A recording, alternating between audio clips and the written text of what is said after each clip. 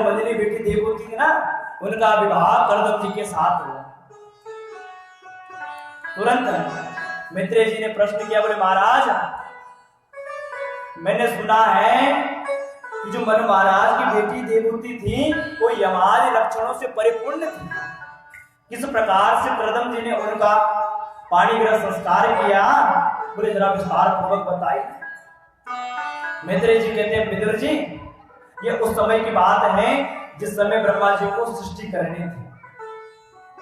तो ब्रह्मा जी जाकर करदम जी से बोले, करदम जी, बोले जाकर तुम विवाह कर लो। बोले हम विवाह नहीं करने वाले। बोले हम विवाह करके क्या करेंगे? तो भगवान नारायण ने करदम जी को समझाया, बोले करदम जी तुम विवाह कर लो, हम तुम्हारे पुत्र बनकर तुम्हारे घर में आएंगे। इसी प्रलोभन में करदम जी ने विवाह कर लिया। करदम जी कहते हैं मैंने विवाह तो कर लिया, और विवाह करके जैसे मैं घर पर आया वैसे करदम जी की अखंड निष्ठिक समाधि लगी।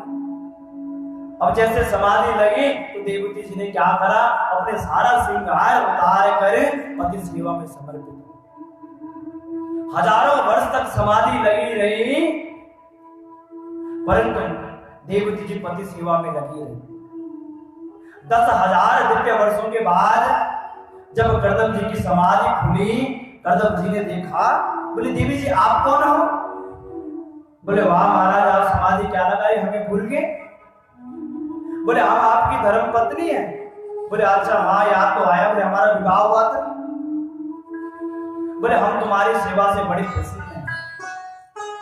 तुष्टो मध्यम तब मान विमानिदाय सत्सया परमया परया चमत्या यो देहि नामयमति स्वेदनेषु नावेक्षितं समस्तं सवितुं वदति।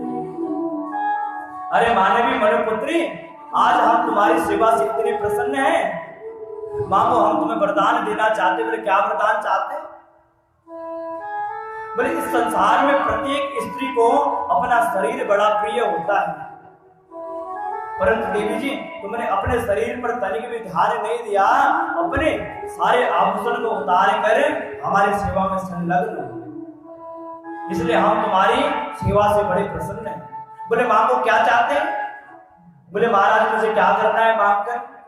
बोले मैं आपकी धर्म पत्नी हूँ। बोले यदि आप कुछ देना चाहते हो, बोले मैं चाहती हूँ कि हमारा कोई पुत्र हो जाए। बोले ठीक है देवी जी। तुरंत करदम जी ने क्या किया, हाथ में जल लिया और जैसे संकल्प किया कि कामक नाम का विमान प्रकट हो गया। प्रियाया प्रियमन्विच्छन् कर्दमो योगमास्थितम् विमानं कामकं छत्रा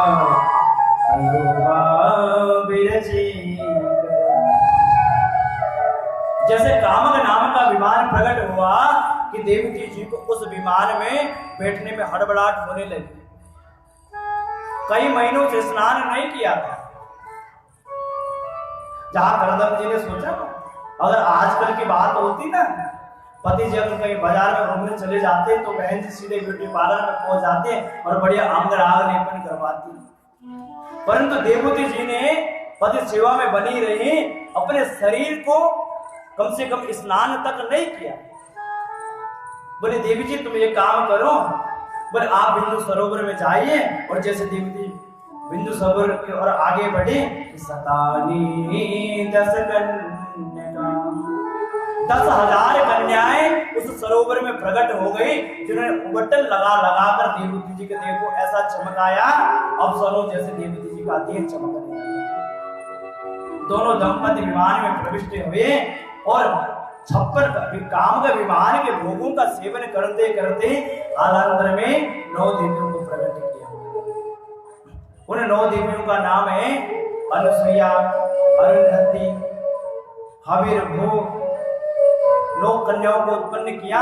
अब जैसे 9 कन्याओं को उत्पन्न किया, करदम जी बोले देवी जी हमने आपको वचन दिया था विवाह के समय, एक संतान होते ही हम विरक्त हो जाएंगे।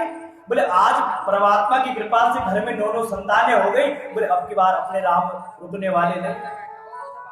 जहां कर्दम जी जाने लगे, देवभूति जी ने चरण पकड़ लिए। बोले महाराज कहाँ जा रहे हो? शादी के बाद यदि बेटियां ससुराल चली जाएंगी तो मेरा अवलंब क्या होगा? मैं किसके सहारे रहूंगी? बोले महाराज आप ऐसा मत करो। तुरंत कर्दम जी को याद आ गई। बोले मेरे प्रभु मुझसे कहकर गए थे, बोले कर्दम जी तुम विवाह कर लो। बोले हम पुत्र बनकर आए।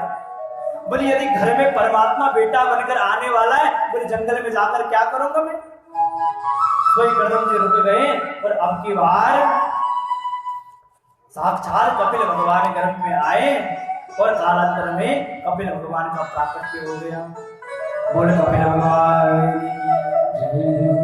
कपिल भगवान के दिव्य दर्शनों के लिए ब्रह्मा जी आए और ब्रह्मा जी 9 ऋषि कुमारों के साथ आए।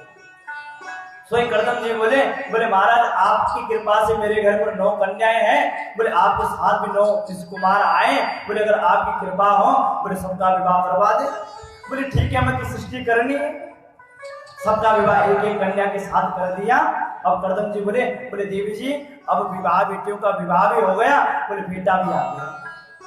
बोले अपना दायित्व तो पूरा हो गया। बोले अब की बार अपने राम रुकने वाले नहीं। अब की बार देवभूति जी ने रोकने का प्रयास भी नहीं किया,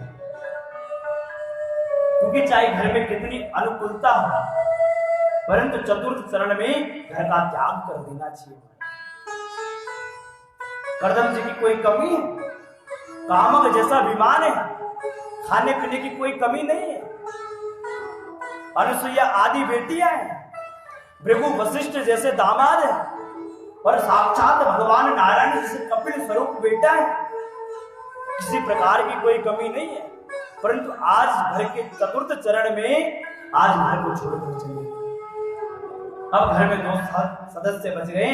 तो एक दिन देवती मैया आकर कपिल भगवान से बोले बेटा, बोले मैं जानती हूँ कि तू साक्षात नारायण है। मैंने सुना है कि साक्षात नारायण है। यदि तू साक्षात नारायण है तो अपने ज्ञान रूपी खड्ग को उठाकर मेरे अज्ञान रूपी ग्रंथि को नष्ट कर। बोले बेटा इस संसार में मैंने इतने विषयों का भोग किया कि शायद कोई दूसरी स्त्री कल्पना भी नहीं कर सकती। भोगना तो दूर की बात, मायके में राजघराने में पैदा हुई और ससुराल में कर्दम जैसे परम योगी संत मिले, जिन्होंने कामद विवाह के हजारों भोगों का भोग करवाया, परंतु इतने सब भोगने के बाद मेरी आत्मा अतृप्त है। कपिल भगवान कहते बोले मां विषय तो अपने में अतृप्त है। जब आप किसी अतृप्त से जुड़ोगे तो आपको कैसे तृप्त कर देगा? बोले जीवन में परिपूर्णता तब आएगी जब आप किसी परिपूर्ण व्यक्ति से जुड़ोगे। बोले बेटा इस संसार में परिपूर्ण कौन है? कपिल भगवान कहते हैं पूर्णमिदा पूर्णमद पूर्णात् पूर्णमुदच्यते पूर्णस्य पूर्णमादाय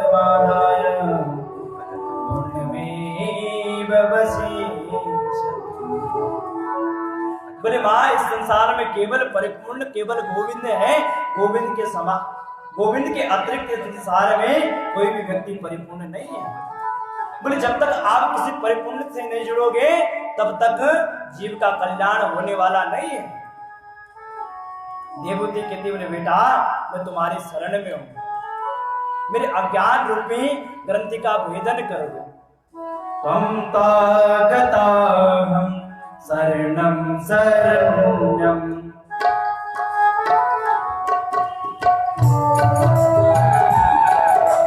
त्वं तागताहं शरणं शरण्यं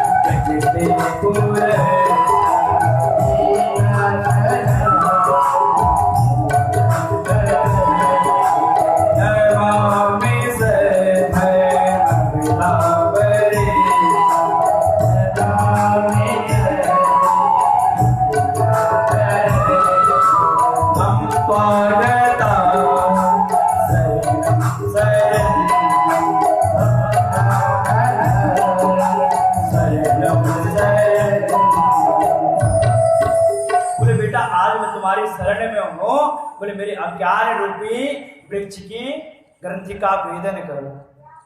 कपिल भगवान कहते मां, इस संसार में जीवन में परिपूर्णता तब आएगी जब आप किसी परिपूर्ण व्यक्ति से जुड़ोगे। बोले मां, ये मन है ना, ये सबसे बड़े बंधन का कारण है। मन एवं मनुष्याणाम कारणम बंध मोक्ष। बोले मां, ये तुम्हारा मन है ना, इसको तुमने संसार की तरफ मोड़ रखा है, इसलिए तुम्हें बांधने लगता है। बोले इस संसार इस मन को जब तक तुम परमात्मा की ओर नहीं मोड़ोगे तब तक किसी का कल्याण नहीं हो सकता। देखो माता जी, ये चाबी है, आपने इस चाबी को इधर घुमा दिया ताला बंद, और इधर घुमा दिया तो ताला खुल गया। बस मोड़ने का अंतर है। आप अपने मन को परमात्मा की ओर मोड़िए, आपका कल्याण हो जाएगा। बोले बेटा, मैं अपने मन को मोड़ना चाहती हूँ, परंतु अपने मन को मोड़ूं कैसे? कपिल भगवान कहते बोले मां, इसका उपाय है संतों का संग करो, सत्संग करो। जब तक आप सत्संग नहीं करोगे तब तक आपका मन नहीं हो सकता। बोले बेटा, सत्संग तो करें, परंतु किसका सत्संग करें? बोले आजकल तो बाजार में बहुत सारे संत मिलते हैं। बोले संतों के लक्षण क्या है, संतों के गुण क्या होते हैं? कपिल भगवान कहते हैं मां, संतों के 5 गुण होते हैं। तिथि छव कारुणिका सुहृद सेव धीरा, अजात शत्रवा शांता, साधव साधु। संतों का पहला लक्षण होता है तितिक्षा, द्वंद्वों को सहन करना संतों का पहला लक्षण होता है। इन्हें आप माला पहना दो तो ज्यादा खुश नहीं होते हैं, यदि धक्के मारकर घर से बाहर निकाल दो फिर भी बुरा नहीं पाते, क्योंकि आत्मस्थ है, अपने में स्थित है। आप और हम में से कोई अपने में स्थित नहीं है, इसलिए हम लोग बीमार होते हैं। संत लोग आत्मस्थ होते हैं।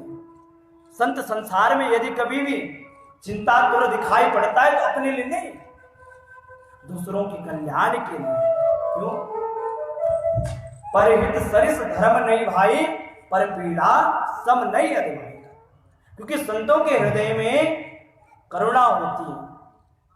कारुणिका दूसरा लक्षण है करुणा।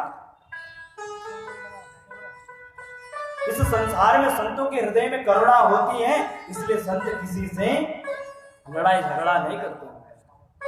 और सूर्य सर्वदेही, इस संसार में जितने भी देहधारी है ना, सबको अपने समान मानते हैं।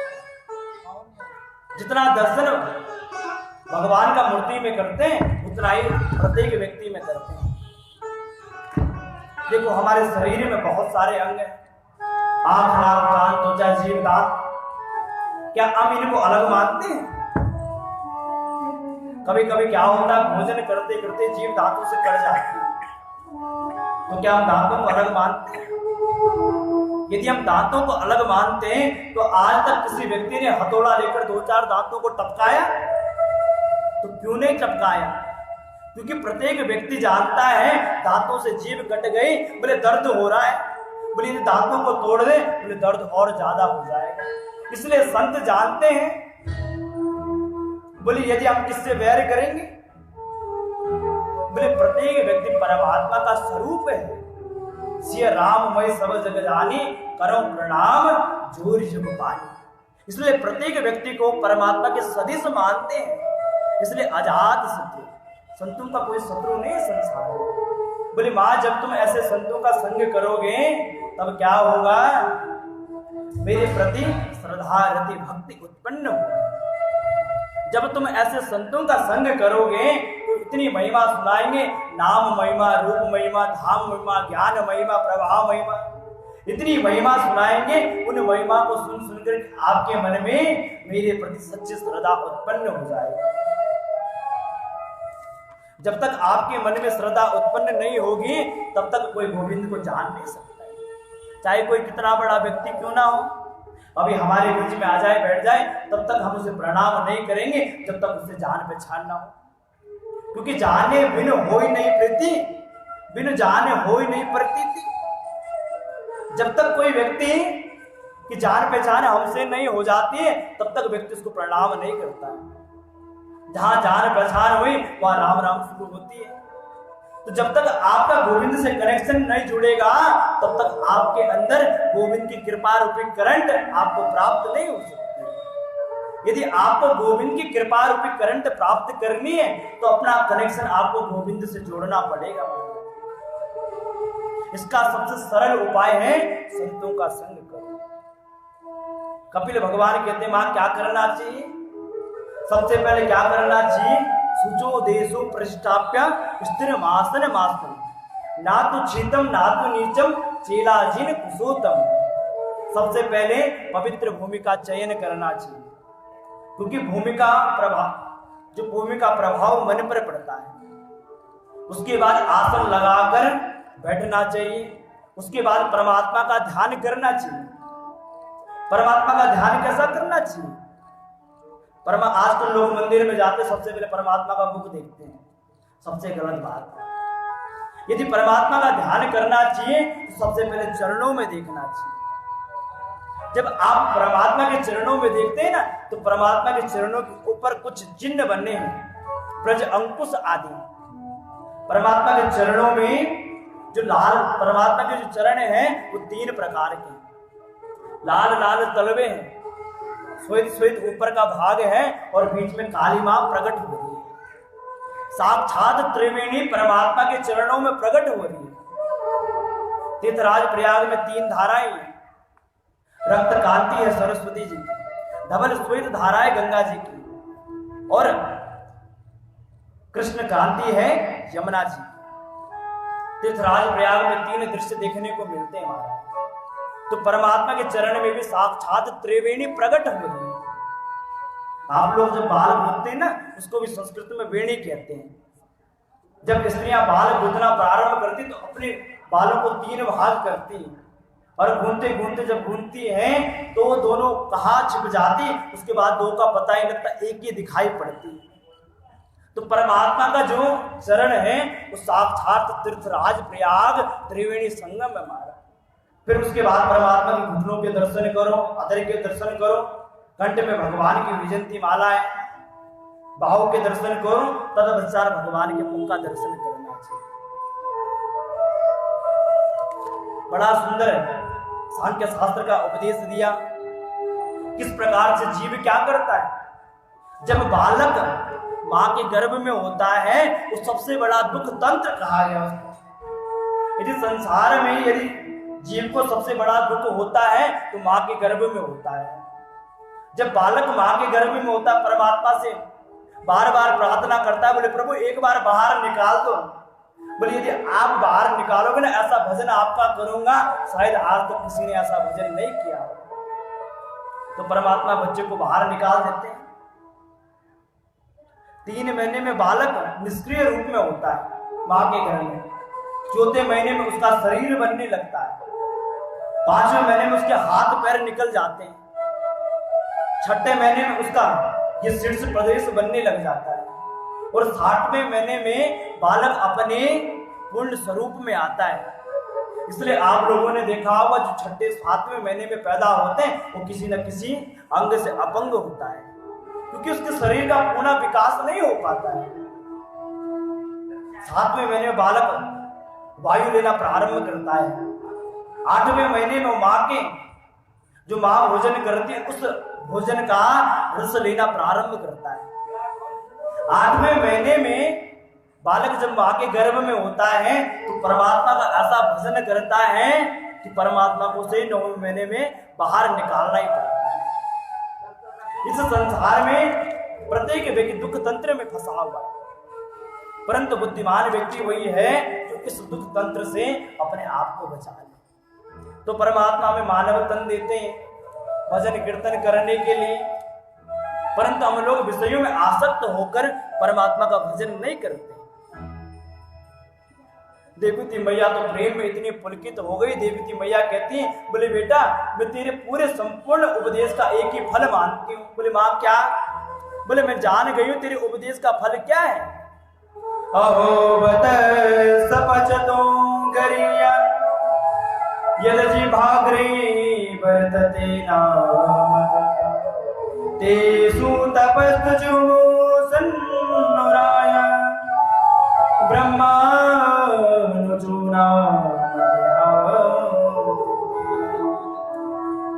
चाहे कोई व्यक्ति कितना बड़ा दानी क्यों ना हो, चाहे कोई कितना बड़ा वैदिक ब्राह्मण क्यों ना हो, परंतु यदि गोविंद के चरणों से विमुख है तो व्यक्ति मेरे लिए नीच अधम से भी अधम है। चाहे कोई व्यक्ति चांडाल क्यों ना है, परंतु उसकी वाणी में यदि स्वतः गोविंद के गुणानुवादों का गायन होता हो तो व्यक्ति मेरे लिए सर्वश्रेष्ठ है। देवती मैया तो प्रेम में पुलकित हो गई और उनका शरीर पिघल गया जो सिद्धि प्रदा नाम की नदी बनी। कपिल भगवान भी उठकर चल पड़े और गंगा सागर में पहुंचे। सागर ने कपिल भगवान का स्वागत किया, सागर के बीच में आसन लगा लिया और गंगा सागर में विराजमान। आज भी मकर संक्रांति के दिन आप लोग कपिल भगवान के दिव्य दर्शनों के लिए गंगा सागर जाते हैं। और सबसे बड़े सौभाग्य की बात तो यह है, जिन कपिल भगवान का आप चरित्र सुन रहे हैं वो हमारे इष्ट हैं, वो हमारे इष्ट देव हैं। इसलिए जब भी मैं कथा प्रारंभ करता हूं तो अपने इष्ट का मंगलाचरण जरूर करता हूं। पूरे शरीर का कपिल भगवान के पूरे उपदेश का माता देव होती एक ही सार निकालती है। पूरे नाम संकीर्तन ये कपिल भगवान के उपदेश का पूरा सार है। आइए हम भी नाम संकीर्तन करें, उसके बाद कथा प्रसंग आगे को श्रवण करें।